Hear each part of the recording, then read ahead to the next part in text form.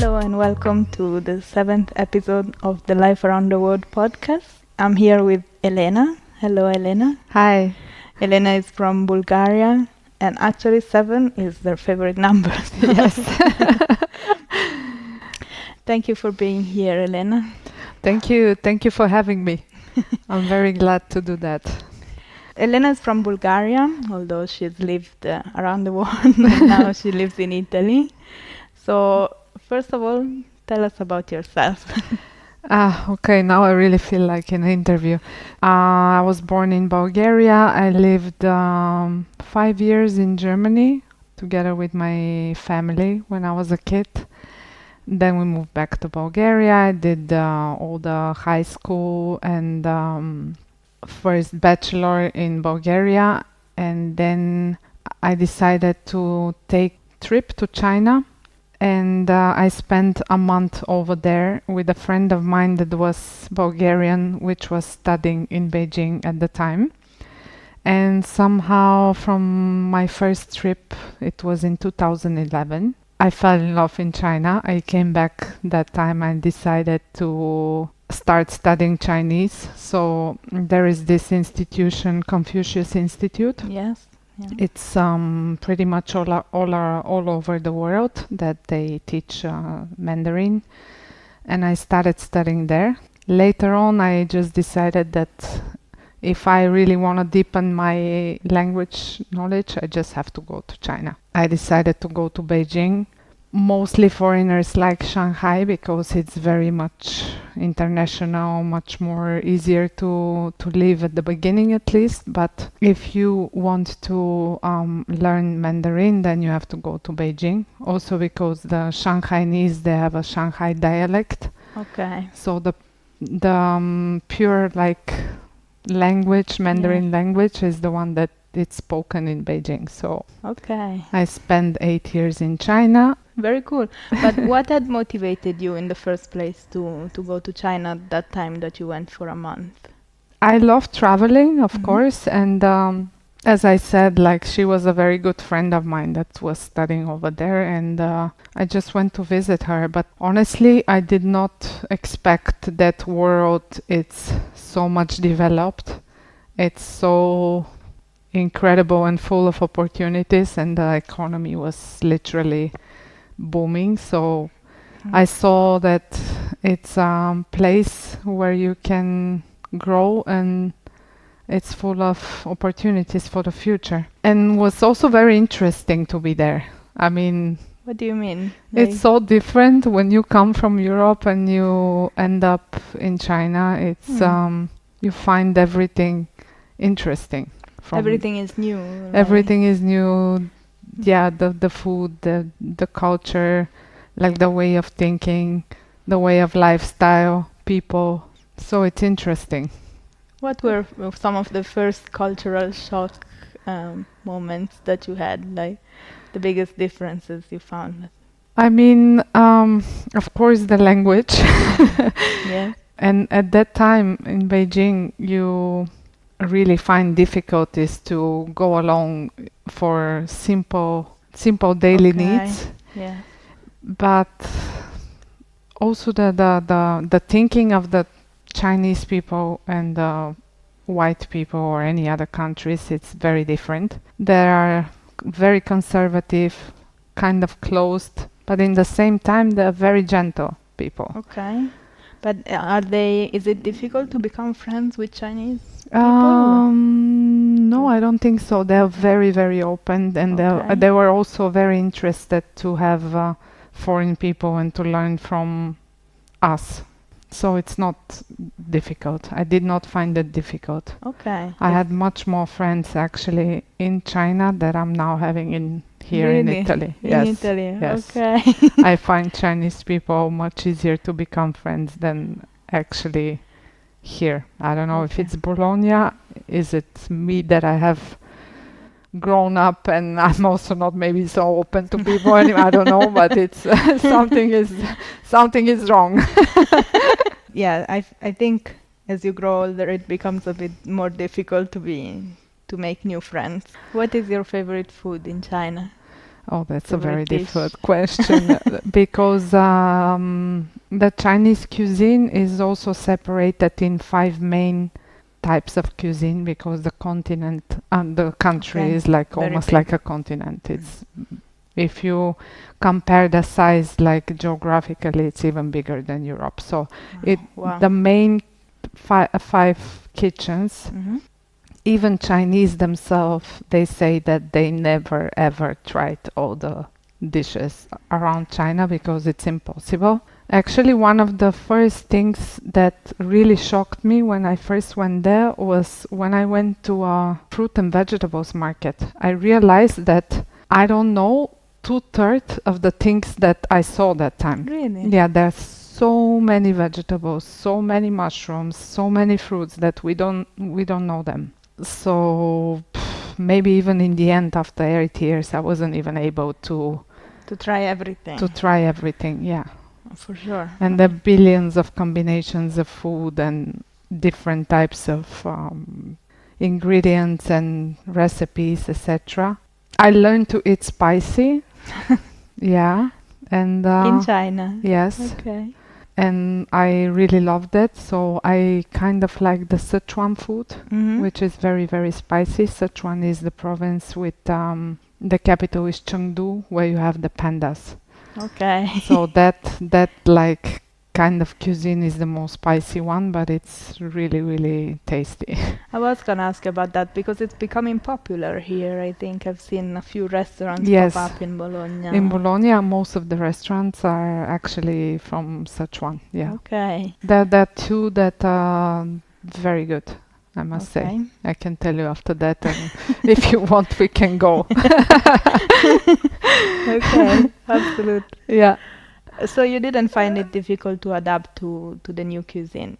Well, in the beginning, actually, I gained a lot of weight because when you end up there and you want to try from everything. So Yeah. and when you have also like local friends, they're like, oh, you need to try that, you need to try this, you need to try that, and it is very tasty, or at least I like it. So when we moved first with my classmates, when I was the first year of the university, in the beginning, every day we were just going around the campus and around the city and trying different foods. So we were like literally eating all the time. All of us ended up gaining a lot of weight, which is, yeah, Mm-hmm. fair enough. I mean, after after the amount that we ate, I think that the biggest problem is that they use a lot of MSG, is like monosodium glutamate. Okay. So it's like additive to the food in order to make it tastier. But Ah. this thing is actually hiring drastically your glycemic index, and it's very Okay. unhealthy. So if you eat in a cheaper restaurant, they mainly use that just to make the food tastier, because in order like to save on some ingredients, they will just add this MSG to everything, and it makes the food great, like it's like a little magic. So but for the body is not so good. Mm. Yeah, it hires your glycemic index, so you eat double the portions, Mhm. and you always, when you finish, like you have this like hunger for Yeah. sweets. Okay. So you continue eating sweets and etc. And yeah, after the first year, I must say, after eating all the time outside, because when I moved to the university, I did not have like a kitchen to cook myself. Mm. So we were eating in the canteen of the university or all the time like outside. Of course, we were just students, so apparently not in the most expensive restaurants. Of course. Yeah. So all our like foreign students group, we ended up really we gained weight, but later on it was tasty. I mean everything was very tasty. I don't say it was bad, but yeah, for this was the first shock of the body. And we Okay, had okay. we had a lot of actually people from the Middle East in the beginning from the language course. They could not get used to the food, so they actually we had like 30% that they quit the studies Really? Because of the food? because of the food, not only Right. because of the conditions. Everything is new, everything is stressful. They could not get with the language, the food not. It's also Okay. difficult to find, at least back in the days, 10 years ago, Mm-hmm. 11 actually, wasn't very easy to find supermarket with imported food. I remember the first time that I entered in a Chinese supermarket, I literally did not know, apart from like some things that you can see it's egg or it's like some vegetable that I know, Uh-huh. because there are a lot of vegetables that you don't know, Yeah. but there were some packed foods that you have absolutely no idea what the hell is that. What to do with it? So it takes time until you like find out where to go shopping, what Mhm. to shop, you know, how to prepare your food. Mm. Wow. Okay. Now it's not like that anymore, especially if you go to Shanghai. I mean, you have Mm. everything, but Very like back in the days, yeah, in Yeah. Beijing was tough to find especially European food. I mean, cheese and some kind of that, Mm. it cost like a fortune. And so at first you lived in the campus of the university. Yeah, I lived in the campus for more than 2 years. Okay. I lived with, they were changing my roommates pretty much every semester. Ah, So I lived with a lot of nationalities of people, okay. which was also part of the game, was very interesting. Yeah. So I had a lot of roommates. Yeah. Okay. Then we were taking turns in the kitchen. One Korean cooking kimchi, I was cooking something else. Then we had a Thai from Thailand that she Oh, was nice. preparing fried fish for breakfast, and everybody with their like specifications. So you But- fled from Chinese cuisine and you tried a lot of different ones Yeah, at yeah, the yeah. same time. Yeah, was interesting. In that university, we had 133 different nationalities. So Wow, imagine all almost, over the world. yeah. Yeah. And what did you study there?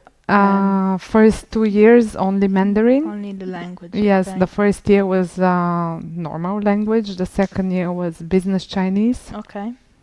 which was preparing me for the master degree that I took in international trade in Chinese. Okay. So you had to have like this stages of the language.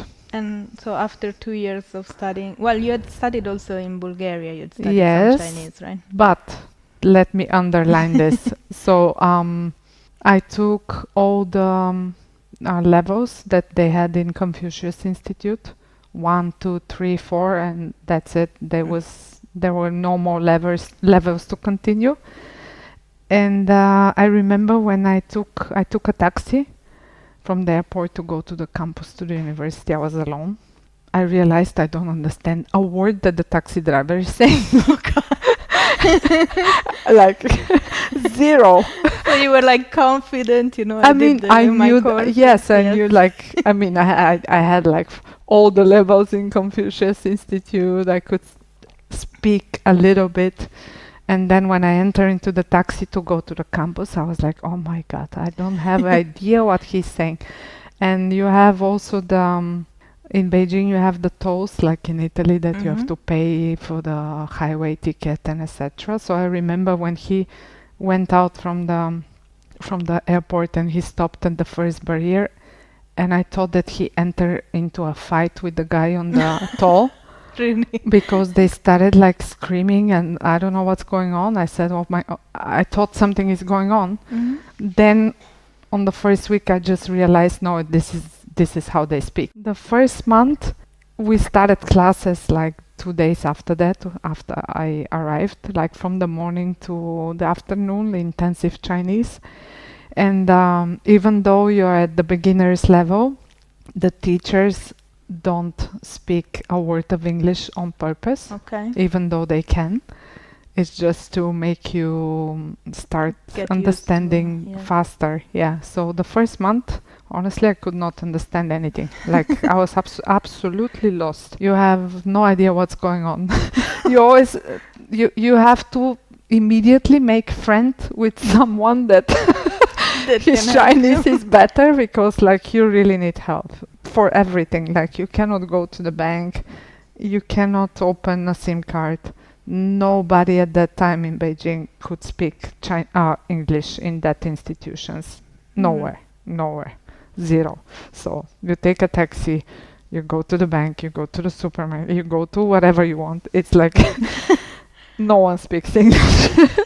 Yeah, that must be confusing Yeah, at yeah. the So beginning. the most important thing is find someone that speaks a better Chinese than you. Yeah, Helps you translate. yeah. And how about the university? How is it different from Bulgarian university? They were very strict on. It was like they're like Germans. They don't like someone being late and not being like. You have to be there. Hmm.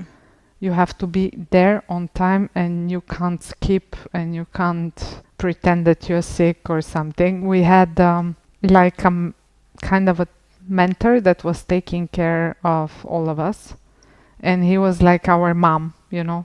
Hmm. So if you say that you're not feeling well, then because I mean a lot of students were exaggerating and then just pretending or something. So if you say that you're not feeling well, then she would literally just come and knock on your door with the pills. Okay, let me see, you know. A thermometer. So it's a and- lot. I mean, everything is. Okay. They're very serious about the education. It's like almost like in the army, I must say. Ah, Yeah. And when you So- live in the campus, there's such a rules. You have to Okay. follow the rules. okay. We had like in the night, for example, they were closing the There was door. a curfew basically. Yeah, yeah. So if you come back after 11 Hmm. in the evening, you cannot enter anymore. So Wow. you Okay. choose, you know. Yeah. Oh wow. So then, yeah, they're kind of strict. Everything is in order. You have to follow the order. And from China, did you travel around the region? Yes, I traveled a lot, so I used the opportunity while I was there to travel in China and travel also around Asia. All my vacations that I had, I was using to go around, and There's some beautiful places around many there. beautiful places. Some were very affordable at the time, and I guess still is, like for example Thailand, Vietnam, Cambodia. Okay. Malaysia was even like not too bad. I also used the opportunity to go to Australia, because flying from Beijing to Australia is 8 hours, but if you Mm. want to fly from Sofia to, It's a whole day. it's like 2 days trip. Yeah. I did Japan, Korea, Singapore, Philippines. Okay. I went even twice. Beautiful for scuba diving. I'm doing Okay. scuba diving. How long have you been doing scuba diving? I learned scuba diving maybe already 16 years ago, and then I've done some scuba diving around the world. I've Nice. seen sharks. I did in Philippines special shark diving. How was it? Not scary? It was not scary, Huh. or maybe I was not. I was very brave at the time. Now I don't know what happened with me. You wouldn't do it again then? I'm not sure if I would do it again, because it Okay. was also night diving. Mm. So if you go night, I mean the shark diving was not night diving, but at that trip I did night diving, where you jump in a completely black water only with a torch. That, Thinking about now, it's very scary. yes. I like the sea, but the sea at night scares me a lot. Yes. So I can't yes. imagine jumping. Can you in, like, imagine jumping with a torch diving? and Yeah. the only thing you see is the light of your torch? But no, it must be nice, but I'm a bit scared to go. But now, honestly, the last few years I haven't been diving. Ah, I saw several very scary movies, and I think really? I saw like a Like series of some shark movies. attacks. Yeah, Okay. by, I mean, real stories. So And tell me more about Bulgaria. Bulgaria, I just went last weekend. Ah, It's somehow, it's already 11 years that I don't live there. yeah. I do have some friends left, and my family lives there. I mean, I like going back because I miss my family, of course. Yes. But I'm not really attached to the country itself anymore, somehow. Okay. Yeah. So you wouldn't go back to live there? Yeah, I think mostly not.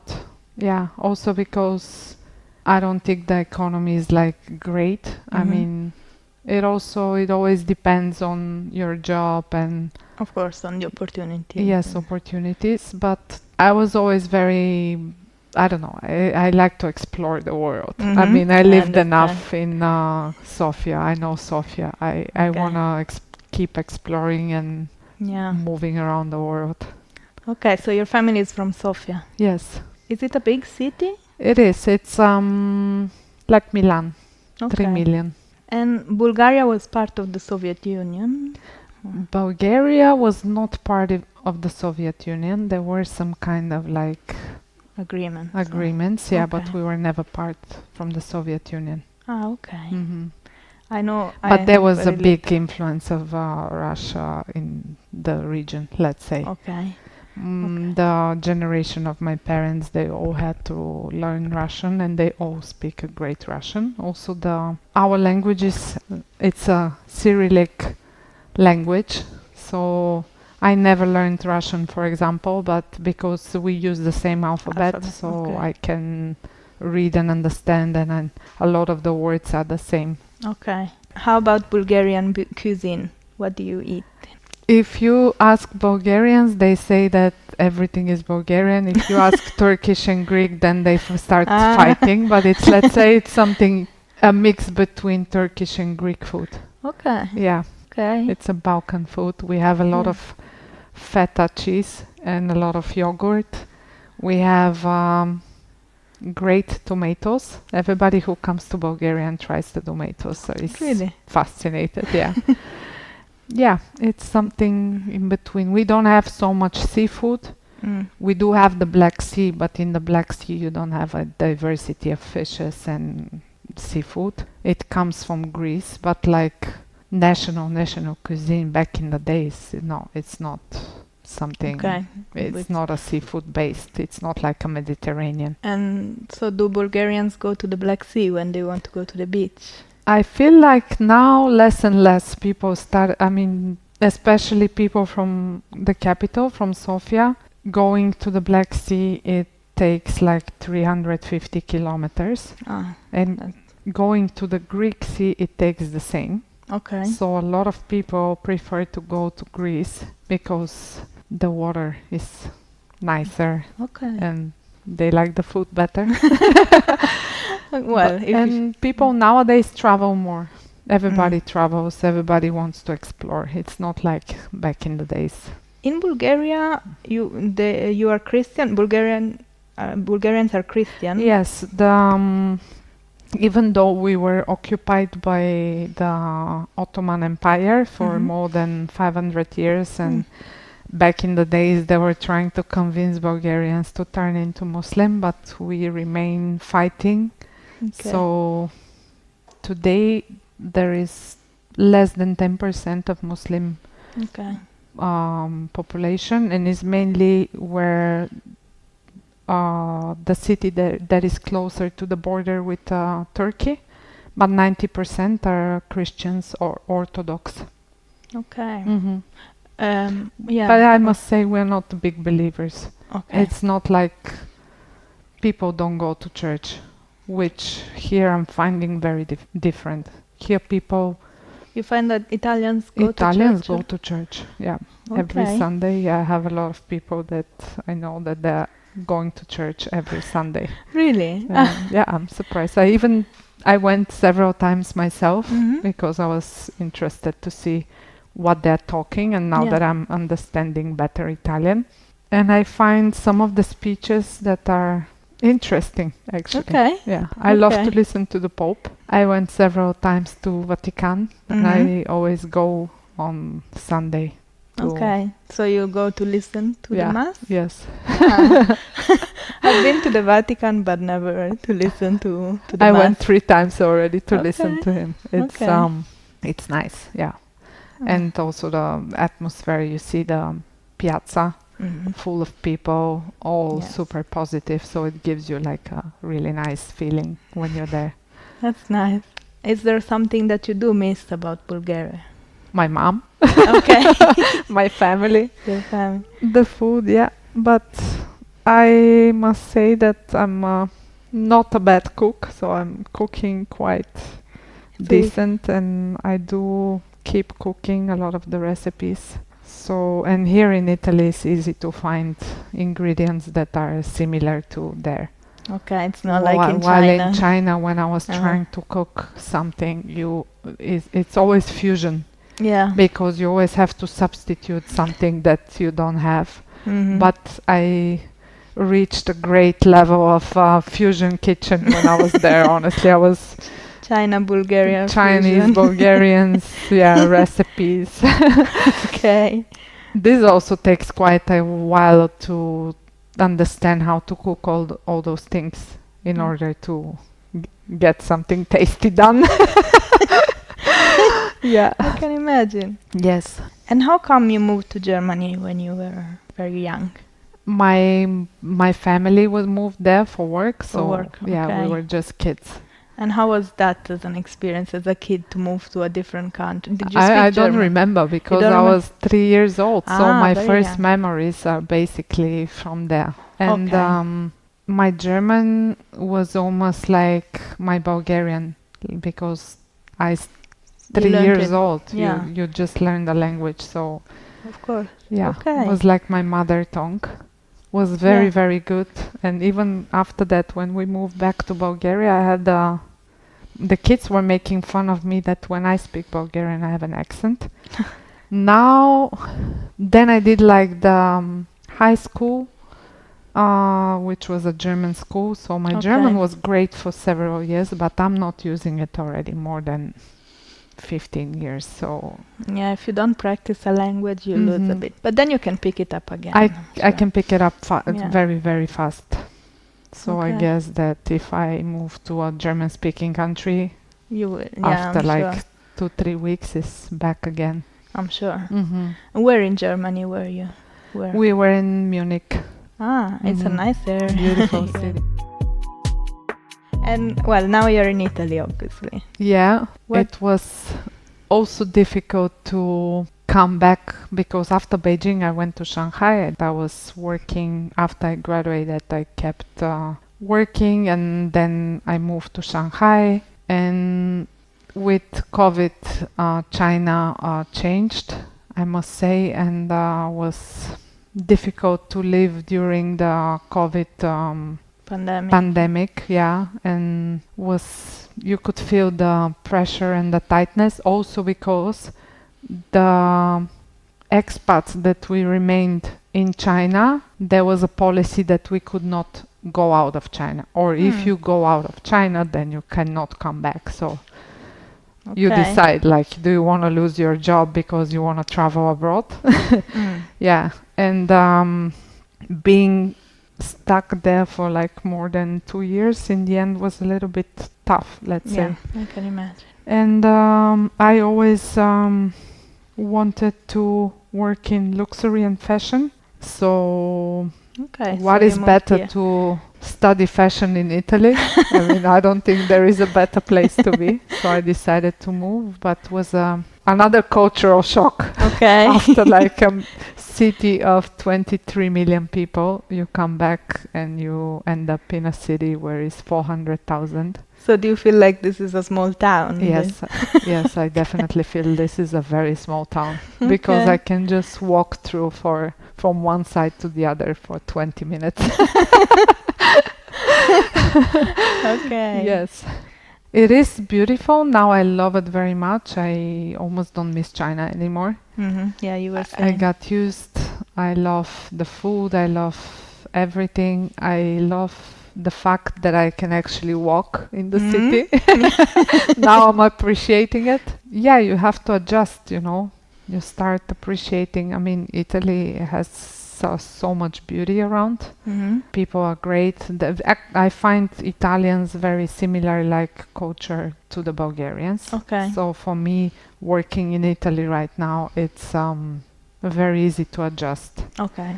I don't need to adjust Yeah. because the mentality is similar, very similar. Yeah. I feel like I am in the right place. That's great. Yeah. And you've traveled a bit around Italy? Yes, I did some traveling, but it's not enough. There is a lot to Always explore more, here. of course. Every 50 kilometer is something that you have to see. Mm. It's literally every 50, if not 50, 70. Yes. There is so many places to visit, and this summer I'm planning to explore more the south of Italy. It's something to see. Also, the food of the south is amazing. Yes, there's great seafood. I love seafood. Me too. Okay. And what's a place that you visited that you liked a lot here in Italy? Or it's difficult to find one? That's gonna sound very pathetic, but I love Venice. Okay. No, why? In my opinion, Venice is the ultimate beauty of the scenery. I mean, it's absolutely something spectacular. And I've seen it during summer, and also I spent there the New Year's Eve 2 years ago. It was really cold and foggy, but it was so beautiful with the fog. It was like a movie of Hitchcock. It was, Wow. yeah, with all the boats, and you see the shadows at night, and it was incredible actually. So I love Venice during fog. During fog? Yeah. That's funny. But yeah, there's a reason why it's so famous. It's definitely gorgeous. Yeah. So you speak Bulgarian, Italian, Chinese, Yes. Mandarin, German, English. That's it. Okay, well, that's a lot. Yeah. Well done. Okay. Grazie. Well, thank you. Thank you for Katerina. this chat. My pleasure. It was great having you here. And thank you all for listening. I hope you enjoyed today's episode. Leave a comment wherever you're listening. Remember to subscribe, of course. And stay tuned on the 18th of June for the next episode. Bye-bye.